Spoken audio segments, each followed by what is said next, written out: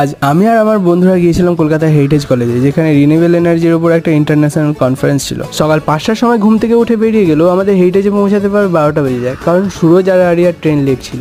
এরপর ধর্মতলা থেকে রাজদীপ আমাদের সাথে জয়েন করে এবং সেখান থেকে আমরা মেট্রো ধরে বেরিয়ে যাই। কলেজে ঢুকে রেজিস্ট্রেশন করার পর আমরা বুঝতে পারি ব্রেকফাস্টের জন্য যা অ্যারেঞ্জ করা ছিল তা আমাদের যাওয়ার আগেই সাফ হয়ে গিয়েছে। সেই জন্য আমরা সোজা এই অডিটোরিয়ামের ভেতরে যাই এবং 1 ঘন্টা অডিটোরিয়ামে থাকার পর আমরা ক্যান্টিনে গিয়ে লাঞ্চ কমপ্লিট করি। এর আধ ঘন্টা পর আমাদের ওপরে নিয়ে যাওয়া হয় এবং ওপরে আমাদের 3rd জেনারেশন সোলার সেলের উপর যে প্রেজেন্টেশনটা ছিল সেটা আমরা কমপ্লিট করি এবং তার 1-1.5 ঘন্টা পর 5টার সময় অডিটোরিয়ামে প্রাইজ ডিস্ট্রিবিউশন হয় এবং তার কিছুক্ষণ পর আমরা সেখান থেকে বেরিয়ে যাই। হেরিটেজ থেকে তারকেশ্বর পর্যন্ত ফিরতে আমার প্রায় 9:20 হয়ে যায় এবং এরপর আমার 1 ঘন্টা পর ট্রেন ছিল। ট্রেন আসার আগের মুহূর্ত থেকেই প্রচুর পরিমাণে বৃষ্টি শুরু হয়। 10:40-এর সময় আমি তগিপুর স্টেশনে পৌঁছাই এবং তা বৃষ্টি থামার আগে পর্যন্ত প্রায় আমার 1 ঘন্টা ওয়েট করতে হয়। এখন গাইস রাত 12টা বাজে আর আমি এখানে দাঁড়িয়ে আছি স্টেশনে। কেউ